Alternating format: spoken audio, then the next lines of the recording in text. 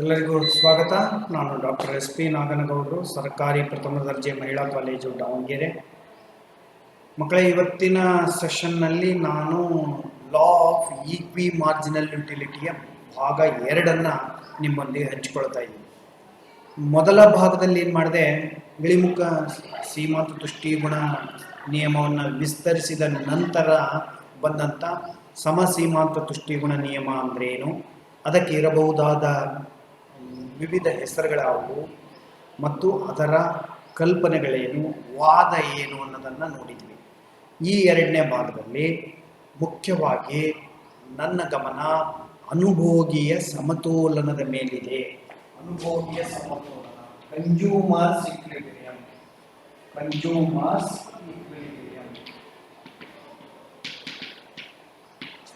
ಗ್ರಾಹಕನ ಸಮತೋಲನ, ಅನುಭೋಗಿಯ ಸಮತೋಲನ.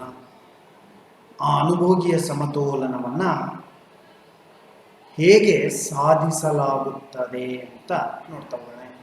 ಮತ್ತೆ ಕ್ವಶನ್ ಪೇಪರ್ಗೆ ಹೋಗೋಣ. ಸಾಮಾನ್ಯವಾಗಿ ಪ್ರಶ್ನೆ ಏನು ಕೇಳ್ತಾನೆ ಅಂತಂದರೆ, discuss the consumers equilibrium under utility analysis ಅಂತ ಕೇಳ್ತಾನೆ.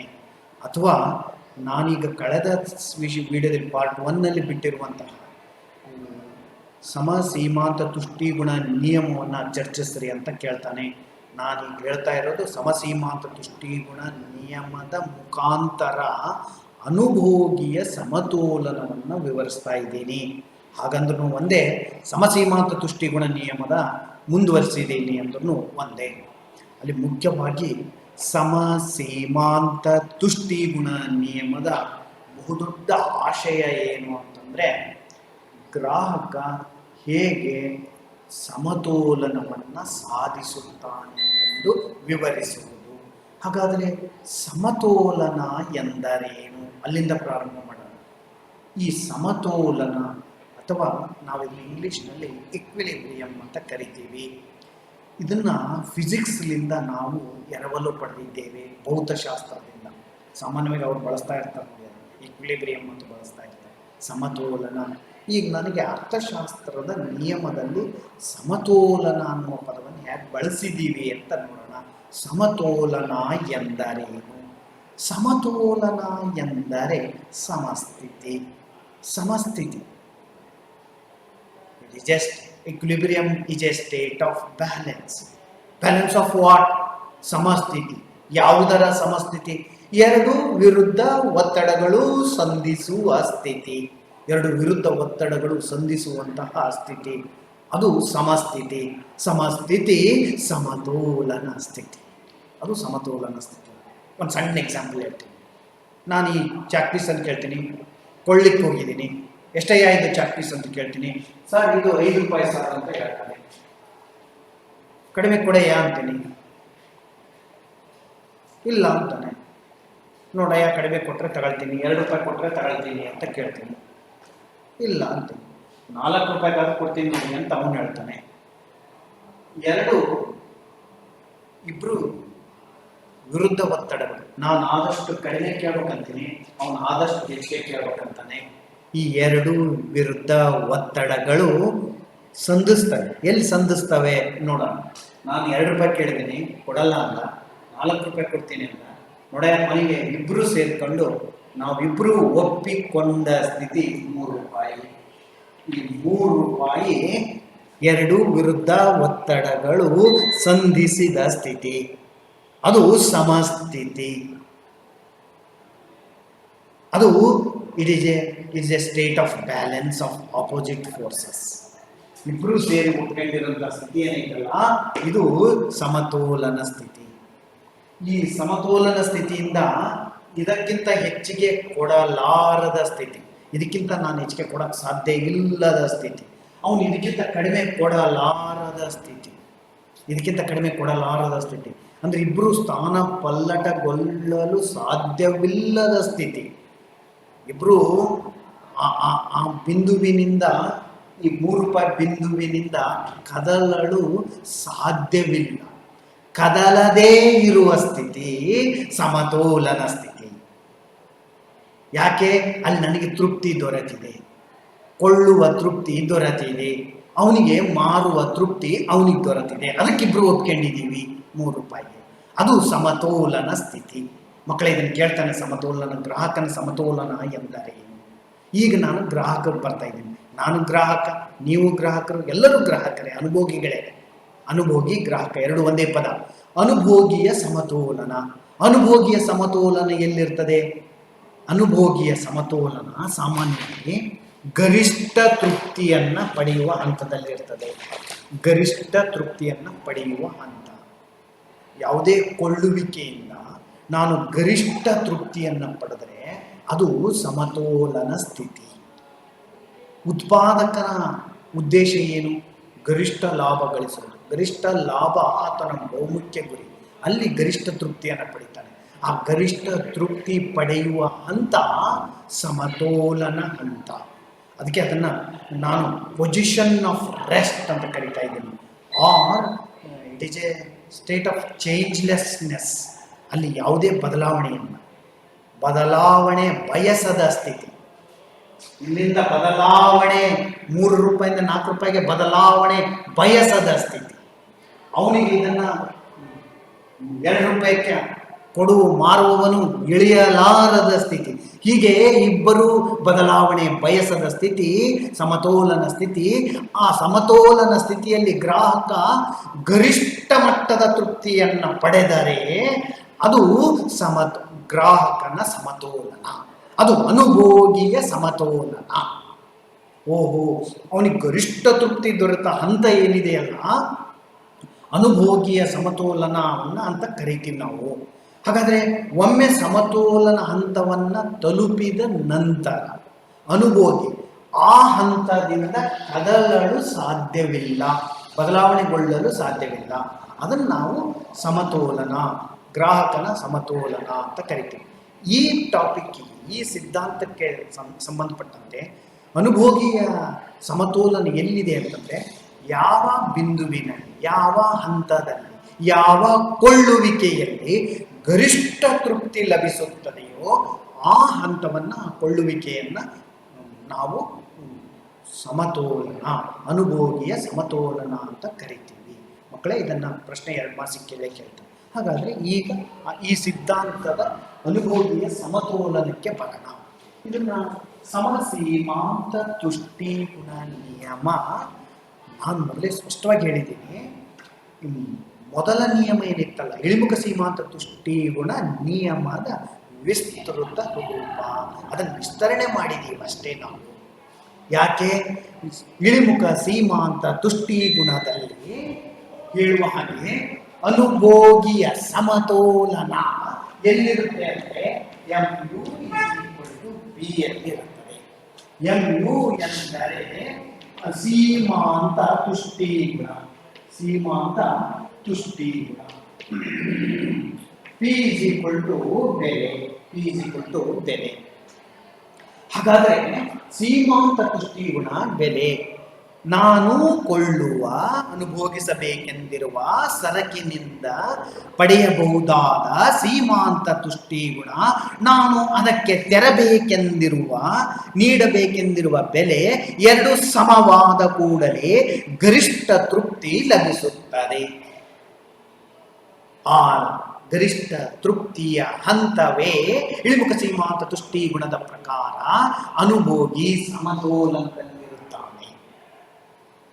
ಆಕಸ್ಮಿಕವಾಗಿ ಸೀಮಾಂತ ತುಷ್ಟಿ ಗುಣಕ್ಕಿಂತ ಬೆಲೆ ಹೆಚ್ಚಾದರೆ ಕೊಳ್ಳುವುದಿಲ್ಲ. ಯಾಕೆ? ಬೆಲೆ ಹೆಚ್ಚಾದರೆ ಅದನ್ನು ಕೊಳ್ಳೋದಿಲ್ಲ, ಯಾಕಂದ್ರೆ ನಾವು ತುಷ್ಟಿ ಗುಣ ಕಡಿಮೆ ಇದೆ. ಹಾಗಾದರೆ ಸೀಮಾಂತ ತುಷ್ಟಿ ಗುಣ ಹೆಚ್ಚಾದರೆ, ಸೀಮಾಂತ ತುಷ್ಟಿ ಗುಣ ಬೆಲೆಗಿಂತ ಹೆಚ್ಚಾದರೆ ಕೊಳ್ತಾ ಹೋಗ್ತಾನೆ. ಅವು ಎರಡು ಸಮವಾಗುವವರೆಗೂ ಕೊಳ್ತಾನೆ. ಸಮವಾದ ಕೂಡಲೇ ಅವನ್ನು ಕೊಳ್ಳೋದನ್ನು ಬಿಡ್ತಾನೆ. ಇಲ್ಲಿ ಹೇಳುವಾಗ ಮಾರ್ಷಲ್ವಾದಿಗಳು, ತುಷ್ಟಿಗುಣವಾದಿಗಳು ಎರಡನೇ ನಿಯಮದ ಅನುಭೋಗಿ ಸಮತೋಲನದ ಚರ್ಚೆಯನ್ನು ಪ್ರಾರಂಭಿಸಿದರು. ಬಯಕೆಗಳು ಅಮಿತವಾಗಿವೆ, ಸಂಪನ್ಮೂಲಗಳು ಮಿತವಾಗಿವೆ. ಆದರೆ ಬಯಕೆಗಳು ಒಂದಕ್ಕೊಂದು ಪೂರಕವಾಗಿವೆ. ಇರುವ ಮಿತವಾದ ಸಂಪನ್ಮೂಲದಲ್ಲಿ ಯಾವುದೇ ಒಂದು ಬಯಕೆಯನ್ನು ಈಡೇರಿಸಲಿಕ್ಕೆ ಇಷ್ಟಪಡ್ಕೊಳ್ಳೋಣ. ಹಲವು ಸರಕುಗಳನ್ನು ಅನುಭವಿಸ್ಲಿಕ್ಕೆ ಇಷ್ಟಪಡ್ತೀವಿ. ಅಂತಹ ಹಲವು ಸರಕುಗಳ ಸೀಮಾಂತ ತುಷ್ಟಿಗುಣ ಬೆಲೆಗೆ ಸಮವಾದಾಗ ಅನುಭೋಗಿ ಗರಿಷ್ಠ ತೃಪ್ತಿಯನ್ನು ತಲುಪುತ್ತಾನೆ ಎಂದು ಮಾರ್ಷಲ್ವಾದಿಗಳು ಕರೆದರು. ಇದನ್ನೇ ಸಮ ಸೀಮಾಂತ ತುಷ್ಟಿಗುಣ ನಿಯಮ ಎಂದು ಕರೆಯಲಾಗಿದೆ. ಇದನ್ನೇ ಅನುಭೋಗಿಯ ಸಮತೋಲನ ಎಂದು ಮಾರ್ಷಲ್ವಾದಿಗಳು ವಿವರಿಸಿದ್ದಾರೆ. ಹಾಗಾದರೆ ಮಾರ್ಷಲ್ವಾದಿಗಳ ಪ್ರಕಾರ ಯಾವಾಗ ಒಂದು ವಸ್ತುವಿಗಿಂತ ಹೆಚ್ಚು ಸರಕುಗಳನ್ನು ಪರಿಗಣಿಸಲಿಕ್ಕೆ ಹೋದೋ ಆ ಸಂದರ್ಭದಲ್ಲಿ marginal utility of A divided by price of A ಅಂದ್ರೆ ಎ ಸರಕಿನ ಸೀಮಾಂತ ತುಷ್ಟಿಗುಣ ಎ ಸರಕಿನ ಸೀಮಾಂತ ತುಷ್ಟಿಗುಣ ಎ ಸರಕಿನ ಸೀಮಾಂತ ತುಷ್ಟಿಗುಣ ಪಿ ಎ ಸರಕಿನ ಬೆಲೆ ಸರಕಿನ ಬೆಲೆ. ಹಾಗಾದ್ರೆ ಎ ಸರಕಿನ ತುಷ್ಟಿಗುಣ ಡಿವೈಡೆಡ್ ಬೈ ಎ ಸರಕಿನ ಬೆಲೆ. ಅವರು ಒಂದು ಸರಕನ್ನು ಕುರಿತು ಹೇಳಲಿಲ್ಲ. ಒಂದು ಸರಕನ್ನು ಕುರಿತು ಹೇಳಿದಾಗ ನಾನು ಆಗ್ಲೇ ಹಾಕಿದ್ನಲ್ಲ ಆ ಸಮೀಕರಣವನ್ನು ತೋರಿಸಿದ್ರು. MU P ಅಂದ್ರು. ಆದರೆ ಅನುಭೋಗಿ ಇನ್ನು ಅನೇಕ ವಸ್ತುಗಳನ್ನು ಅನುಭವಿಸ್ತಾನೆ. MUB ಬಿ ಸರಕಿನ ಸೀಮಾಂತ ತುಷ್ಟಿಗುಣ ಡಿವೈಡೆಡ್ ಬೈ ಬಿ ಸರಕಿನ ಬೆಲೆ. ಸರ್ ಯಾಕೆ ಸರ್ ಇದನ್ನ MUA ಡಿವೈಡೆಡ್ ಬೈ P ಅಂತ ಎ ಅಂತ ಕರೆದ? ನೋಡಿ, ಎ ಸರಕಿನ ಬಹಳ ಸ್ಪಷ್ಟವಾಗಿ ಕೇಳಿ ಮಕ್ಕಳೇ, ಎ ಸರಕಿನ ಸೀಮಾಂತ ತುಷ್ಟಿಗುಣವನ್ನ ಎ ಸರಕಿನ ಬೆಲೆಯಿಂದ ಭಾಗಿಸಿದರು. ಅದರಿಂದ ಅದನ್ನು ಭಾಗಿಸಿದ್ರು ಅಷ್ಟೇ. ಹಾಗಾದ್ರೆ ಭಾಗಿಸಿದಾಗ ಏನ್ ದೊರೀತು ನೋಡಿ. ಈ ರೀತಿ ಎ ಸರಕಿನ ಸೀಮಾಂತ ತುಷ್ಟಿಗುಣವನ್ನ ಅದರ ಬೆಲೆಯಿಂದ ಭಾಗಿಸಿದಾಗ ಪ್ರತಿಯೊಂದು ರೂಪಾಯಿಗೆ ಆ ನಿರ್ದಿಷ್ಟ ಸರಕಿನಿಂದ ಬರುವ ತುಷ್ಟಿಗುಣ ದೊರೆಯಿತು. ಮಕ್ಕಳೇ, ಮತ್ತೊಮ್ಮೆ ಹೇಳ್ತಾ ಇದ್ದೀನಿ, ಯಾವಾಗ ಸೀಮಾಂತ ತುಷ್ಟಿಗುಣವನ್ನು ಅದರ ಬೆಲೆಯಿಂದ ಭಾಗಿಸಿದ್ರು, ಹೀಗೆ ಭಾಗಿಸಿದಾಗ ಪ್ರತಿಯೊಂದು ರೂಪಾಯಿನ ಆ ನಿರ್ದಿಷ್ಟ ವಸ್ತುವಿನಿಂದ ಬರುವ ತುಷ್ಟಿಗುಣವನ್ನ ತೋರಿಸಿದ್ರು. ಪ್ರತಿಯೊಂದು ರೂಪಾಯಿಯಿಂದ ಆ ನಿರ್ದಿಷ್ಟ ಸರಕಿನಿಂದ ಬರುವಂತಹ ತುಷ್ಟಿಗುಣ ದೊರೀತದೆ ಅಂತ ಹೇಳಿದರು. ಹಾಗಾದರೆ ವಸ್ತುವಿನ ಈ ರೀತಿ ಹೇಳಿದಾಗ ನೋಡಿ, ಇಲ್ಲಿ ಅನುಭೋಗಿಯ ಸಮತೋಲನ ಎಲ್ಲಿದೆ ಅಂತ ಇದನ್ನ ಅವನು ಎನ್ ಸರಕುಗಳನ್ನು ಅನುಭವಿಸ್ಬೋದು. ಎನ್ ಸರಕುಗಳನ್ನು ಎನ್ ಸರಕುಗಳನ್ನು ಅನೇಕ ಒಂದಕ್ಕಿಂತ ಹೆಚ್ಚು ಸರಕುಗಳನ್ನು ಅನುಭವಿಸ್ಬೋದು. ಆ ಎಲ್ಲ ಸರಕುಗಳ ಸೀಮಾಂತ ತುಷ್ಟಿಗುಣ ಬೆಲೆಗೆ ಸಮಗೊಳಿಸಲಿಕ್ಕೆ ನೋಡಿದರು. ಸಮಗೊಳಿಸುವವರೆಗೂ ಅವರು ಖರೀದಿಸ್ತಾರೆ. ವಸ್ತುವಿನ ಮೇಲೆ, ಬಹಳ ಸ್ಪಷ್ಟವಾಗಿ ಕೇಳಿ, ವಸ್ತುವಿನ ಮೇಲೆ ವೆಚ್ಚ ಮಾಡಿರುವ ಕೊನೆಯ ರೂಪಾಯಿಗಳಿಂದ ಸಮಾನವಾದ ತುಷ್ಟಿಗುಣವನ್ನು ಬರುವಂತೆ ಅನುಭೋಗಿ ನೋಡಿಕೊಳ್ತಾನೆ. ಅದನ್ನೇ ಮಾರ್ಜಿನಲ್ ಯುಟಿಲಿಟಿ ಆಫ್ ರುಪಿ ಅಂತ ಸ್ಟೋನಿಯರ್ ಅಂಡ್ ಹೇಗರ್ ಅವರು ಬಳಸಿದರು. ಇನ್ನು ಕೆನೆತ್ ಡಿ ಬೌಲಿಂಗ್ ಪ್ರಕಾರ ಅವರು ಇದನ್ನ ಬರೀ ಮಾರ್ಜಿನಲ್ ಯುಟಿಲಿಟಿ ಆಫ್ ಮನಿ ಅಂತ ಕರೀಲಿಲ್ಲ. ಇವರು ವೇಟೆಡ್ ಮಾರ್ಜಿನಲ್ ಯುಟಿಲಿಟಿ ವಿಧಾನ ಅಂತ ಕರೆದರು. ಈ ಗಣಿತದಲ್ಲಿ ಒಂದು ತೂಕ ನೀಡುವ ವಿಧಾನ ಅಂತ ಬರ್ತದೆ ಸ್ಟ್ಯಾಟಿಸ್ಟಿಕ್ಸ್ನಲ್ಲಿ, ಕ್ಷಮಿಸಿ ಇದೆ ಅದು ನಿಮಗೆ ಈ ಸಮ್ಮಿಗಿದೆ, ತೂಕ ನೀಡುವ. ಹಾಗೆ ವೇಟೆಡ್ ಮಾರ್ಜಿನಲ್ ಯುಟಿಲಿಟಿ, ತೂಕ ನೀಡುವ ಸೀಮಾಂತ ತುಷ್ಟಿಗುಣ ವಿಧಾನ ಅಂತ ಕರೆದರು. ಒಂದು ಸರಕಿನಿಂದ ಪಡೆದ ಸೀಮಾಂತ ತುಷ್ಟಿಗುಣವನ್ನು ಅದರ ಬೆಲೆಯಿಂದ ಭಾಗಿಸಿದ್ರು. ಹೀಗೆ ಭಾಗಿಸಿದಾಗ ಪ್ರತಿಯೊಂದು ರೂಪಾಯಿಗೆ, ಬಹಳ ಸ್ಪಷ್ಟವಾಗಿ ಹೇಳ್ತಾ ಇದ್ದೀನಿ, ಪ್ರತಿಯೊಂದು ರೂಪಾಯಿಗೆ ಆ ನಿರ್ದಿಷ್ಟ ಸರಕಿನಿಂದ ಬರುವ ತುಷ್ಟಿಗುಣವನ್ನು ಕಂಡುಹಿಡಿದ್ರು. ಹೀಗೆ ಕಂಡುಹಿಡಿದಾಗ ಗ್ರಾಹಕ ಏನು ಮಾಡಿದ, ಇದನ್ನ ಹಣದ ಸೀಮಾಂತ ತುಷ್ಟೀಗುಣಕ್ಕೆ ಸಮಗೊಳಿಸಿದೆ. ಮತ್ತೊಂದು ಶಬ್ದ ಬಳಸ್ತಾ ಇದ್ದೀರಲ್ಲ ಸರ್, ಹಣದ ಸೀಮಾಂತ ತುಷ್ಟೀಗುಣ. ಹೌದು, ನಾ ಹಿಂದೆ ಅದನ್ನು ಬಳಸಿದ್ದೇನೆ. ಹಣದ ಸೀಮಾಂತ ತುಷ್ಟೀಗುಣ ಸಮವಾಗಿರುತ್ತೆ ಅಂತ ಹೇಳಿ. Marginal utility of A divided by marginal utility price of A is equal to marginal utility of B divided by price of B. A ಸರಕು B ಸರಕು is equal to K is equal to K. K ಅಂದ್ರೆ ಹಣದ ಸೀಮಾಂತ ತುಷ್ಟೀಗುಣ. ಹಣದ ಸೀಮಾಂತ ತುಷ್ಟೀಗುಣ ಅದು ಸ್ಥಿರವಾಗಿರ್ತದೆ ಅಂತ ತಿಳ್ಕೊಂಡು, ಆಕಸ್ಮಿಕವಾಗಿ ಸರಕುಗಳ ಸೀಮಾಂತ ತುಷ್ಟೀಗುಣ ಅನ್ನ ಒಂದು ಸರಕು ಮತ್ತೊಂದು ಸರಕು ಅದರ ಬೆಲೆಯೊಂದಿಗೆ ಭಾಗಿಸಿ ಅವುಗಳನ್ನು ಸಮಾನಾಂತರಗೊಳಿಸಿದ ಹಂತ ಏನಿದೆ ಅಲ್ಲ, ಆ ಹಂತ ಗರಿಷ್ಠ ತೃಪ್ತಿಯ ಹಂತ ಅಂತ ಮಾರ್ಷಲ್ವಾದಿಗಳು ತುಷ್ಟೀಗುಣವಾದಿಗಳು ಕರೆದರು. ಸರ್, ಸೀಮಾಂತ ತುಷ್ಟೀಗುಣ ಮತ್ತು ಬೆಲೆಯನ್ನು ಭಾಗಿಸಿದ್ರಿ, ಅಲ್ಲಿ ಬಂದಂಥ ಮಾರ್ಜಿನಲ್ ಯುಟಿಲಿಟಿ ಆಫ್ ರುಪಿ ಅಂತ, ಅಂದರೆ ಪ್ರತಿಯೊಂದು ರೂಪಾಯಿಗೆ ಆ ನಿರ್ದಿಷ್ಟ ಸರಕಿನಿಂದ ಬರುವ ತುಷ್ಟೀಗುಣವನ್ನು ಮತ್ತೆ ನೀವು ಹಣದ ಸೀಮಾಂತ ತುಷ್ಟೀಗುಣಕ್ಕೆ ಸಮಗೊಳಿಸಿದ್ರಿ. ಹೌದು, ಅವನ ಆದಾಯ ಮಿತವಾಗಿರ್ತದೆ. ಅದು ಹೆಂಗೆ ವಿವಿಧ ಸರಕುಗಳ ನಡುವೆ ಸೀಮಾಂತ ತುಷ್ಟೀಗುಣ ಹೇಗೆ ಸಮವಾಗಿರ್ತದೆ ಅನ್ನೋದನ್ನು ತುಷ್ಟೀಗುಣದ ಪಟ್ಟಿಯ ಮೂಲಕ ಮಾರ್ಷಲ್ವಾದಿಗಳು ವಿವರಿಸಿದರು. ಹಾಗಾದರೆ ತುಷ್ಟೀಗುಣದ ಪಟ್ಟಿಯನ್ನು ಹಾಕೋಣ. ಆ ಪಟ್ಟಿಯನ್ನು ಹಾಕಿದರೆ ನಮಗೆ ಇದನ್ನು ಗಣಿತಾತ್ಮಕವಾಗಿ ಸಂಕೇತದಲ್ಲಿ ಹೇಗೆ ಅದನ್ನು ಹೆಂಗೆ ಸಂಕೇತದಲ್ಲಿ ತೋರಿಸಿದ್ವೋ ಗಣಿತಾತ್ಮಕವಾಗಿ ತೋರಿಸ್ಲಿಕ್ಕೆ ಸಾಧ್ಯನಾ ಎನ್ನುವಂಥ ಒಂದು ಪ್ರಶ್ನೆಗೆ ಉತ್ತರ ದೊರೆಯುತ್ತದೆ. ಅದನ್ನು ನೋಡೋಣ. ಸಾಮಾನ್ಯವಾಗಿ ನಾವು ವಸ್ತುಗಳನ್ನು ಅನುಭವಿಸುವಾಗ ಪೂರಕವಾಗಿ ಬಳಸ್ತಾ ಹೋಗ್ತೀವಿ. ಆ ಪ್ರಜ್ಞೆ ಇತ್ತು ಅವರಿಗೆ, ತುಷ್ಟೀಗುಣವಾಗಿ. ಅವರಿಗೆ ಬಹುಶಃ ನಮ್ಮ ಇಡ್ಲಿ ವಡ ತಿಂತೀವಿ ಅನ್ನೋದು ಗೊತ್ತಿತ್ತು. ಇಡ್ಲಿ ವಡ ಎರಡು ಒಂದು ಸಂಯೋಜನೆ. ಆವಾಗ ಇಡ್ಲಿಯಿಂದ ದೊರೆತ ತುಷ್ಟೀಗುಣ ಎಷ್ಟು? ಇಡ್ಲಿ ನೀವು ಮತ್ತೆ ಪುಸ್ತಕದಲ್ಲಿ ಇಡ್ಲಿ ವಡನೆ ಹುಡುಕ್ಬಿಟ್ರಿ, ಅಲ್ಲಿ ಬಾಳೆಹಣ್ಣು ಸೇಬು ಹಣ್ಣು ಅಂತ ಕೊಟ್ಟಿರ್ತಾನೆ, ನೀವು ಅದನ್ನೇ ಬರ್ಕೊಟ್ರಿ. ನಾನೀಗ ಅರ್ಥ ಆಗಲಿ ಅಂತ ಹಿಂಗೆ ಬಳಸ್ತಾ ಇದ್ದೀನಿ. ಇಡ್ಲಿಯಿಂದ ಪಡೆದ ಸೀಮಾಂತ ತುಷ್ಟೀಗುಣ ಎಷ್ಟು? ಆಗ ಅದರಿಂದ ಅದನ್ನು ಕೂಡಿಸಿ ನೋಡಿದರೆ ಒಟ್ಟು ತುಷ್ಟೀಗುಣ ಎಷ್ಟು? ವಡದಿಂದ ಸಿಕ್ಕಂಥ ಉದ್ದಿನ ವಡ, ಬರೀ ವಡ ಅಂತ ಬರೀತೀನಿ, ಉದ್ದಿನ ವಡದಿಂದ ಸಿಕ್ಕ ಸೀಮಾಂತ ತುಷ್ಟೀಗುಣ ಎಷ್ಟು, ಅದರ ಒಟ್ಟು ತುಷ್ಟೀಗುಣ ಎಷ್ಟು ಅಂತ ಗಣಿತಾತ್ಮಕವಾಗಿ ನೋಡಿದರೆ ಎಲ್ಲಿ ಸಮವಾಗಿದೆ ಅಂತ ಹುಡುಕಿದರೆ ಆಗ ನಮಗೆ ಈ ನಿಯಮದ ತಿರುಳು ಏನು ಅನ್ನೋದು ಗೊತ್ತಾಗ್ತದೆ. ನೆಕ್ಸ್ಟ್ ಮಕ್ಕಳೇ, ಹಾಗಾದರೆ ಈಗ ಅದರ ಈ ಪಟ್ಟಿಯನ್ನು ಹಾಕ್ತಾ ಹೋಗೋಣ. ಪಟ್ಟಿಯನ್ನು ತುಷ್ಟೀಗುಣ ಪಟ್ಟಿಯನ್ನು ತುಷ್ಟೀಗುಣ ಪಟ್ಟಿಯಲ್ಲಿ ಮೊದಲು ನಾವು ಊಹೆ ಮಾಡಿಕೊಳ್ಳೋಣ. ಇರೋದೇ ನಮ್ಮ ಹತ್ರ 5 ರೂಪಾಯಿ, ಕೇವಲ 5 ರೂಪಾಯಿ ಮಾತ್ರ. ಇರೋದೇ 2 ಸರಕುಗಳು, ಒಂದು ಇಡ್ಲಿ, ಇನ್ನೊಂದು ವಡ. 2 ಸರಕುಗಳನ್ನು, ಒಂದು ಇಡ್ಲಿ ಮತ್ತೊಂದು ವಡ, 2 ಸರಕುಗಳಿರೋದು.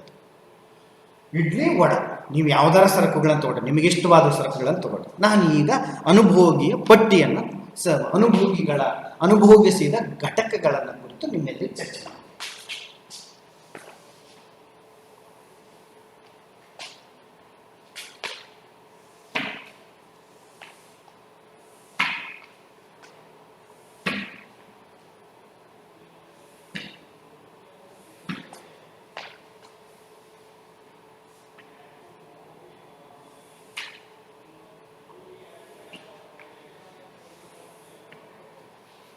ಅನುಭೋಗಿಸಿದ ಘಟಕಗಳ ಸಂಖ್ಯೆ ಇರೋದು ಕೇವಲ 5 ರೂಪಾಯಿ. 5 ರೂಪಾಯಿದಲ್ಲೇ ಇಡ್ಲಿ ವಡ ತಿನ್ನಬೇಕು, ಯಾಕಂದರೆ ಆದಾಯ ಮಿತವಾಗಿದೆ. ಕಲ್ಪನೆಗಳನ್ನು ನೆನಪು ಮಾಡ್ಕೊಳ್ಳಿ. ಅಲ್ಲಿ ಕಲ್ಪನೆಗಳನ್ನು ಹೇಳಿದ್ದೀನಿ ನೋಡಿ. ನಿಮ್ಗಿನ್ನೂ ಒಂದು ಶಾರ್ಟಾಗಿ ಹೇಳಿರ್ತೀನಿ. ಇಳಿಮುಖ ಸೀಮಾಂತ ತುಷ್ಟೀಗುಣದ ನಿಯಮದ ಕಲ್ಪನೆಗಳೆಲ್ಲವೂ ಸಮಸೀಮಾಂತ ತುಷ್ಟೀಗುಣ ನಿಯಮಕ್ಕೆ ಕಂಡು ಬರ್ತವೆ. ಸರಕು ಮಾತ್ರ ಅಲ್ಲಿ ಒಂದನ್ನು ಪರಿಗಣಿಸಿರ್ತಾರೆ, ಇಲ್ಲಿ ಒಂದಕ್ಕಿಂತ ಹೆಚ್ಚು ಸರಕುಗಳನ್ನು ಪರಿಗಣಿಸಿ ಊಹಿಸಿ ಸಿದ್ಧಾಂತವನ್ನು ಸಾಬೀತು ಮಾಡಿದ್ದಾರೆ. ಈಗ ಇಡ್ಲಿಯಿಂದ ದೊರೆತ ಸೀಮಾಂತ ತುಷ್ಟೀಗುಣ ಸೀಮಾಂತ ತುಷ್ಟೀಗುಣ. ಮಾರ್ಜಿನಲ್ ಯುಟಿಲಿಟಿ ಆಫ್ ಇಡ್ಲಿ, ಇಡ್ಲಿಯಿಂದ ದೊರೆತ ಒಟ್ಟು ತುಷ್ಟೀಗುಣ.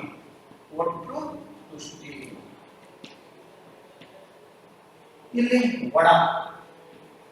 ಒಡದಿಂದ ದೊರೆತ ಸೀಮಾಂತ ತುಷ್ಟೀಗುಣ.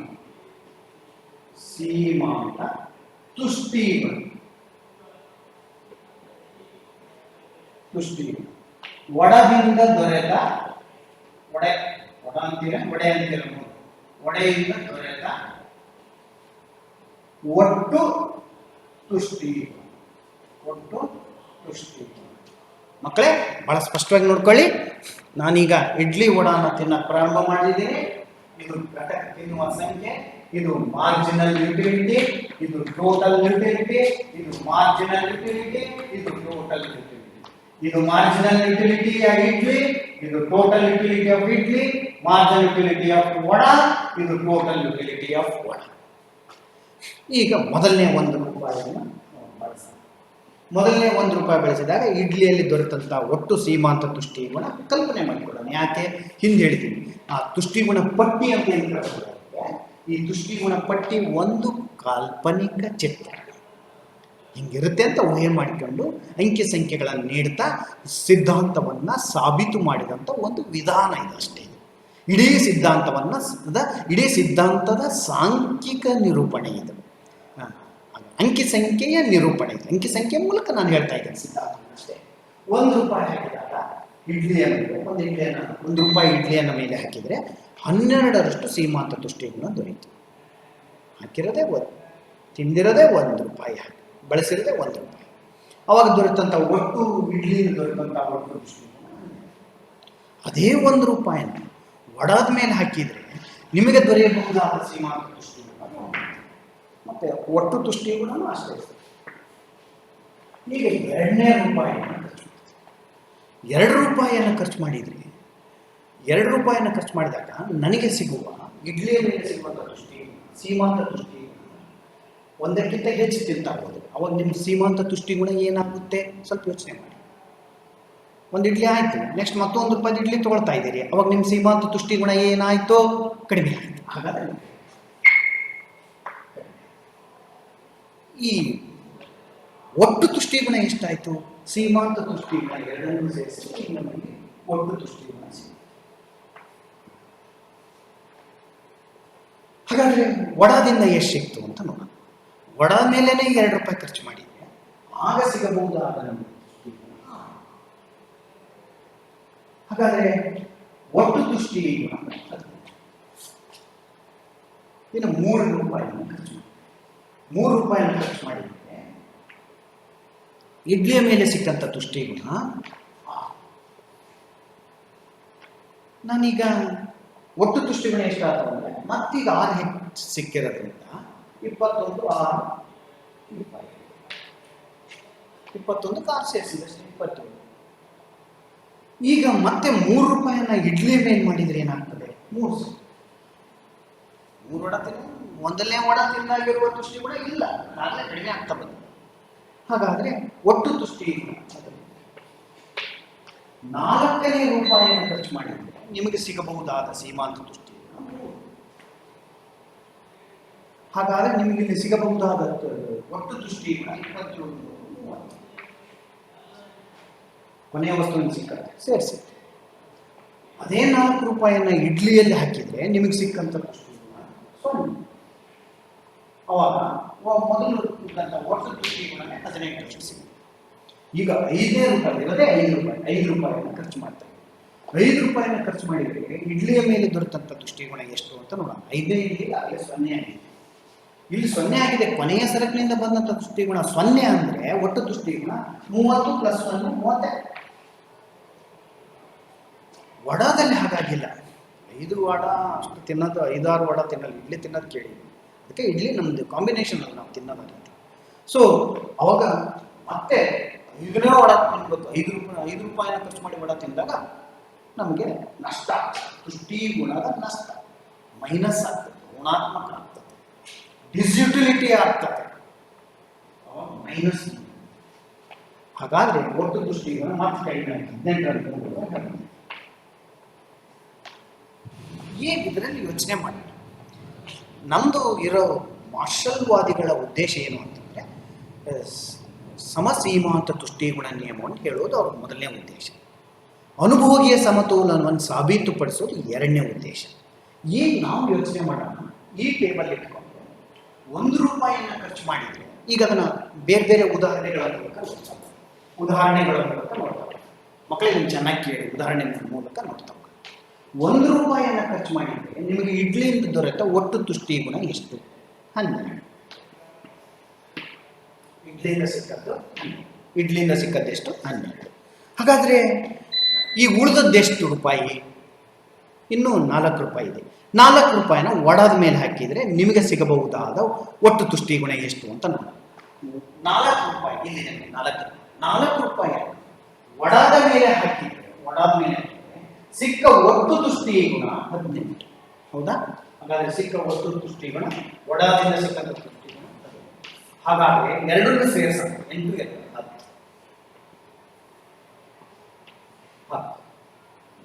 ಅಂದ್ರೆ ನಿಮ್ದು ಒಟ್ಟು ತುಷ್ಟಿಗುಣ ಎಷ್ಟಾಯ್ತು? ಈಗ 30 ಆಯ್ತು. ಇದು ಗರಿಷ್ಠ ತೃಪ್ತಿನ ಅಂತ ಯೋಚನೆ ಮಾಡಿ. ಅಷ್ಟೊತ್ತಲೆ ನೀವೇ ಯೋಚನೆ ಮಾಡಿ, ಇದಕ್ಕಿಂತ ಗರಿಷ್ಠ ತೃಪ್ತಿಯ ಸಾಧ್ಯತೆ ಇದೆನಾ ಅಂತ ನೀವೇ ಯೋಚನೆ ಮಾಡಿ. ಅಥವಾ ತನ್ನ ಎಲ್ಲ ₹5 ಇಡ್ಲಿಯ ಮೇಲೆ ಖರ್ಚು ಮಾಡಿದರೆ ಏನಾಗುತ್ತೆ ಅಂತ, ₹5 ಇಡ್ಲಿಯ ಮೇಲೆ ಖರ್ಚು ಮಾಡಿದರೆ ಎಷ್ಟಾಗುತ್ತೆ? 30. ಮತ್ತು ಎಲ್ಲ ಇಡ್ಲಿ ತಿನ್ನೋದು ಉತ್ತಮ, ಅದು ಅಷ್ಟೇ ತೃಪ್ತಿಯನ್ನು ನೀಡ್ತದೆ. ಇಲ್ಲ, ತನ್ನ ಎಲ್ಲ ₹5 ಒಡದ ಮೇಲೆ ಖರ್ಚು ಮಾಡ್ತಾನೆ, ಅವಾಗ ಅವನಿಗೆ ಸಿಕ್ಕಂಥ ಒಟ್ಟು ತುಷ್ಟಿಗುಣ ಎಷ್ಟು ಅಂತ ನೋಡಿ. ಒಟ್ಟು ತುಷ್ಟಿಗುಣ ಒಡೆಯಿಂದ ಒಟ್ಟು ತುಷ್ಟಿಗುಣ 15. ಹಾಗಾದ್ರೆ ಇದು ಉಪಯೋಗ ಇಲ್ಲ. ಅದಕ್ಕಿಂತ ಇನ್ನೂ ಇಡ್ಲಿದೇ ಬೆಟ್ರ್, ಇದಕ್ಕಿಂತ ಇದು ಬೆಟ್ರ್. ಇಡ್ಲಿ ವಡೆ ಕಾಂಬಿನೇಷನ್. ಇದಕ್ಕಿಂತ ಇನ್ನೂ ಸ್ವಲ್ಪ ಯೋಚನೆ ಮಾಡಿ, ತನ್ನೆಲ್ಲ ₹1 ಒಡದ ಮೇಲೆ ಖರ್ಚು ಮಾಡಿ. ಒಡದ ಎಷ್ಟಾಗುತ್ತೆ? ₹1 ಒಡದ ಮೇಲೆ 9. ಇನ್ನು ಉಳಿದದ್ದೆಷ್ಟು? ₹4 ಇಡ್ಲಿ ಮೇಲೆ ಖರ್ಚು ಮಾಡಿ. 4 ಇಡ್ಲಿ ಮೇಲೆ ಖರ್ಚು ಮಾಡಿದಾಗ ಒಟ್ಟು ಸಿಕ್ಕಂತ ತುಷ್ಟಿಗುಣ ಎಷ್ಟು? 30. ಎರಡು ಸೇರಿಸ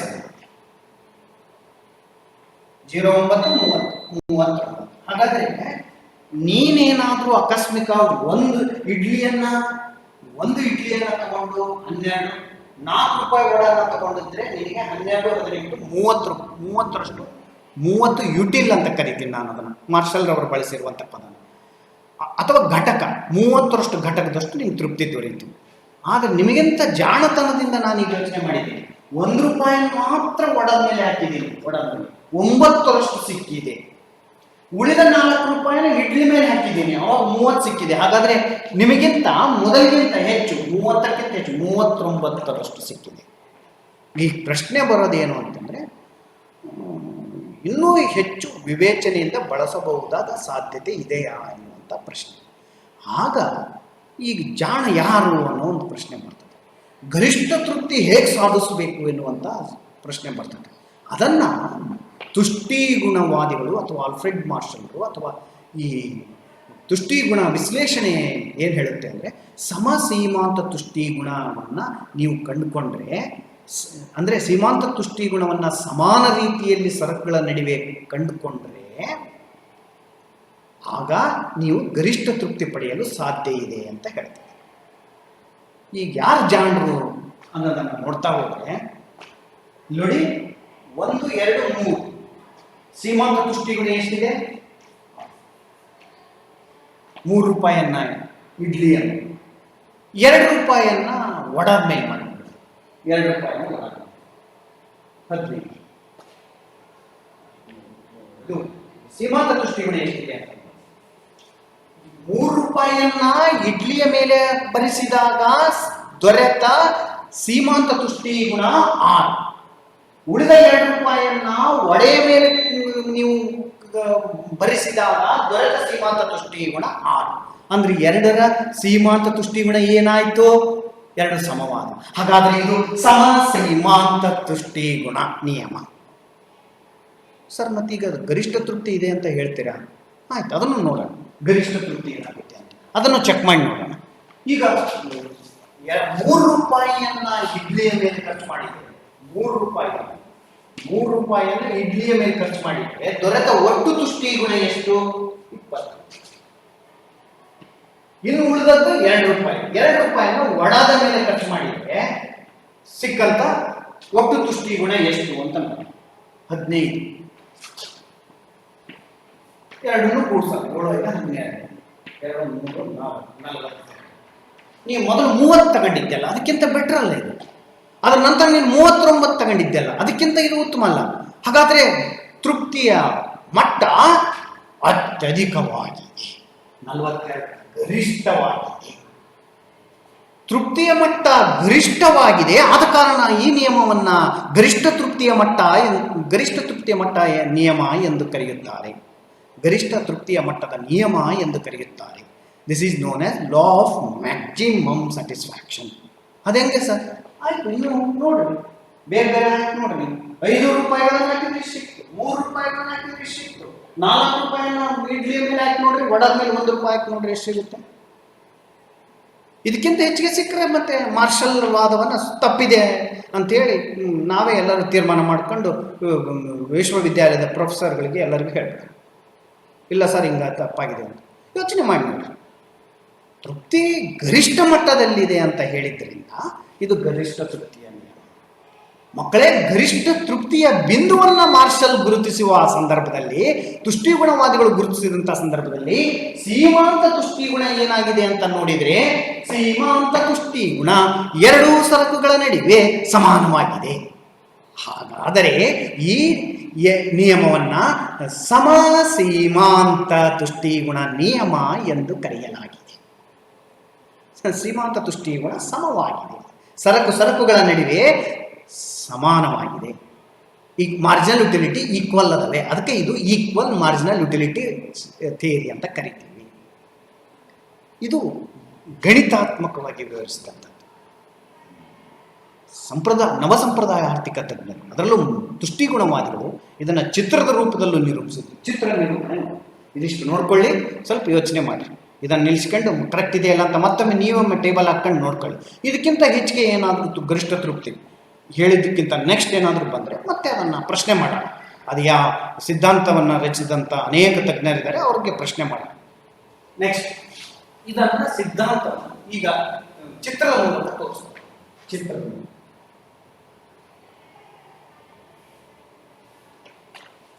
ಇಡ್ಲಿ ವಡ, ಇಡ್ಲಿ ವಡ 0.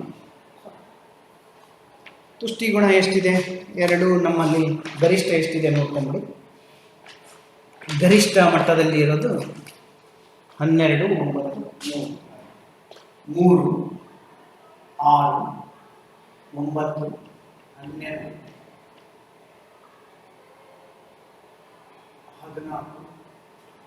3, 6, 9, 12, 1 ರೂಪಾಯಿ, 2 ರೂಪಾಯಿ, 3 ರೂಪಾಯಿ, 4 ರೂಪಾಯಿ, 5. 1 ರೂಪಾಯಿ, 2 ರೂಪಾಯಿ, 3 ರೂಪಾಯಿ, 4 ರೂಪಾಯಿ, 5 ವಡ. 1 ರೂಪಾಯಿ ಸಾಮಾನ್ಯವಾಗಿ ಸೀಮಾಂತ ತುಷ್ಟಿಗುಣ. ಪ್ರತಿಯೊಂದು ವಿಡಿಯೋದನ್ನು ಚಿತ್ರದ ನಿರೂಪಣೆಯನ್ನು ನಾನು ಹೇಳಕ್ ಹೋಗಲ್ಲ, ನೀವು ಅದನ್ನು ಹೇಳೋದು ನಿಮ್ಮ ಕೈಯಲ್ಲಿ. OX ಇಡ್ಲಿಯ ಪ್ರಮಾಣವನ್ನ ಸೂಚಿಸುತ್ತದೆ. ಎರಡನೇ ಚಿತ್ರ 1. ಚಿತ್ರ 2. ಚಿತ್ರ 2ರಲ್ಲಿ OX ತಲಾಕ್ಷರವು ಒಡೆಯ ಪ್ರಮಾಣವನ್ನ ಸೂಚಿಸುತ್ತದೆ. OY ಸೀಮಾಂತ ತುಷ್ಟಿ ಗುಣವನ್ನ ಅಂದಾಜಿಸುತ್ತದೆ. ಇಡ್ಲಿ ಒಂದು ಇಡ್ಲಿಯನ್ನು ಖರ್ಚು ಮಾಡಿದಾಗ ಎಷ್ಟಿತ್ತು ಅಂತ ನೋಡೋಣ. ಸೀಮಾಂತ ತುಷ್ಟಿ ಗುಣ 12. ಇಲ್ಲೇ 12. ಎರಡನೇದನ್ನು ಅನುಭವಿಸಿದಾಗ ಎಷ್ಟಿತ್ತು ಅಂತ ನೋಡೋಣ. 9. 2. 3 ಸೇರಿಸಿದಾಗ ಎಷ್ಟಿತ್ತು ಅಂತ ನೋಡೋಣ. 6. 4 ಸೇರಿಸಿದಾಗ ಎಷ್ಟಿತ್ತು ಅಂತ 3. 5 0 ಬಿಟ್ಬಿಡೋಣ. ಒಡೆಯನ್ನು ಸೇರಿಸಿದಾಗ ಒಂದನೇದಲ್ಲಿ ಎಷ್ಟು ಸಿಕ್ತು ಅಂತ ನೋಡೋಣ, 9.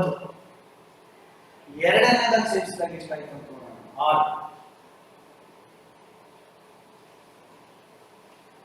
ಮೂರನೇ ಒಡಾನ್ ಸೇರಿಸಿದಾಗ ಎಷ್ಟು ಸಿಕ್ತು ಅಂತ ನೋಡೋಣ, 3.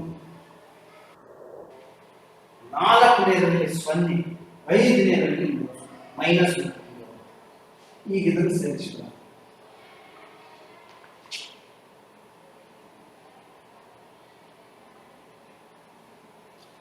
ಇದನ್ನ ಮಾರ್ಜಿನಲ್ ಯುಟಿಲಿಟಿ ಕರ್ವ್ ಅಂತ ಕರೀತಾರೆ. ಇದನ್ನು ಮಾರ್ಜಿನಲ್ ಯುಟಿಲಿಟಿ ಕರ್ವ್ ಅಂತ ಕರೀತಾರೆ.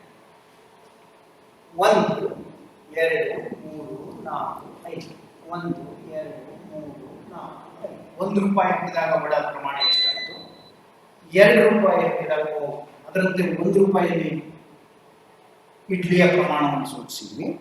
ಈಗ ನಾವು ತೋರಿಸಿರೋದು 3 ರೂಪಾಯಿಯಲ್ಲಿ ಇಡ್ಲಿಯ ಮೇಲೆ ಹಾಕಿದಾಗ 3 ರೂಪಾಯಿ ಹಾಕಿದಾಗ ನಮಗೆ ಸಿಕ್ಕದ್ದು ಎಷ್ಟು, 6 ಇಲ್ಲಿ. ಎರಡನೇದನ್ನ ಬಡದ ಮೇಲೆ ಹಾಕಿದಾಗ ಸಿಕ್ಕದ್ದು ಎಷ್ಟು, 6. ಇವು ಎರಡನ್ನು ಸಮ. ಶ್ರೀಮಾಂತ ತುಷ್ಟಿ ಗುಣ ಸಮವಾಗಿದೆ, ಸೀಮಾಂತ ತುಷ್ಟಿ ಗುಣ ಸಮವಾಗಿದೆ. ಓಕೆ, ನಿಧಾನವಾಗಿ ಟೇಬಲ್ ಅನ್ನು ನೋಡ್ಕೊಳ್ಳಿ. ನಾನು ಹಾಗೆ ಬೋರ್ಡ್ ಮೇಲೆ ಹಾಕಿದ್ದೀನಿ ಚಿತ್ರ. ನೀವು ಇನ್ನೊಂದು ಸ್ವಲ್ಪ ಇದಕ್ಕಿಂತ ಚೆನ್ನಾಗಿ ಬಿಡಿಸ್ರಿ. ನೋಟ್ಸ್ನಲ್ಲಿ ಚೆನ್ನಾಗಿ ಸ್ಕೇಲ್ ಇಟ್ಕೊಂಡು ಬಿಡಿಸ್ರಿ. ನಾನು ಆ ರೀತಿಯಲ್ಲಿ ಬಿಡಿಸಿಲ್ಲ, ನಿಮಗೆ ಅದ್ರ ಬಗ್ಗೆ ತಿಳುವಳಿಕೆ ಬರಲಿ ಅನ್ನೋದು ನಾನು ಹಾಕಿದ್ದೀನಿ. ಸೊ ಈಗ ಸೀಮಾಂತ ತುಷ್ಟಿ ಗುಣ ಸಮವಾಗಿದೆ. ಸೀಮಾಂತ ತುಷ್ಟಿ ಗುಣ ಸಮವಾಗಿದೆ. ಸಮಾನವಾದ ಸೀಮಾಂತ ತುಷ್ಟಿ ಗುಣವನ್ನು ಕುರಿತು ಹೇಳಿದ ಈ ಸಿದ್ಧಾಂತವನ್ನೇ ಸಮ ಸೀಮಾಂತ ತುಷ್ಟಿ ಗುಣ ನಿಯಮ ಎಂದು ಕರೆಯುತ್ತಾರೆ. ಈ ಸಿದ್ಧಾಂತದ ವಿವರಣೆ ಮುಖ್ಯವಾಗಿದೆ. ಈಗ ಈ ಸಿದ್ಧಾಂತ ಕಟು ಟೀಕೆಗೆ ಒಳಗಾಗಿದ್ದು ಸತ್ಯ. ಹೌದು, ಕಟು ಟೀಕೆಗೆ ಒಳಗಾಗಿದೆ. ಮಕ್ಕಳೇ ಒಂದ್ಸಾರಿ ಕೇಳಿದಾನೆ, ಸೀಮಾಂತ ತುಷ್ಟಿಗುಣ ನಿಯಮದ ವಿಮರ್ಶಿಸಿರಿ ಅಂತ ಕೇಳಿದೆ. ಮೊದಲು ಒಂದು ಸ್ವಲ್ಪ ಸಿದ್ಧಾಂತವನ್ನು ಹೇಳಬೇಕು. ಎರಡೂ ಹೇಳಿದ ನಂತರ ವಿಮರ್ಶೆಯನ್ನು ಸ್ಪಷ್ಟವಾಗಿ ಒಂದೊಂದನ್ನೇ ಅನೇಕ ತಜ್ಞರು ಏನೇನು ಅವರ ಅಭಿಪ್ರಾಯ ಹೇಳಿದರು ಅಂತ ನೋಡೋಣ. ಹಾಗಾದರೆ ಪಾರ್ಟ್ 3ರಲ್ಲಿ ಸೀಮಾಂತ ತುಷ್ಟಿಗುಣದ ವಿಮರ್ಶೆ ಕುರಿತು ಮಾತನಾಡೋಣ ನೆಕ್ಸ್ಟ್ ವಿಡಿಯೋದಲ್ಲಿ. ಥ್ಯಾಂಕ್ ಯು ಮಕ್ಕಳು.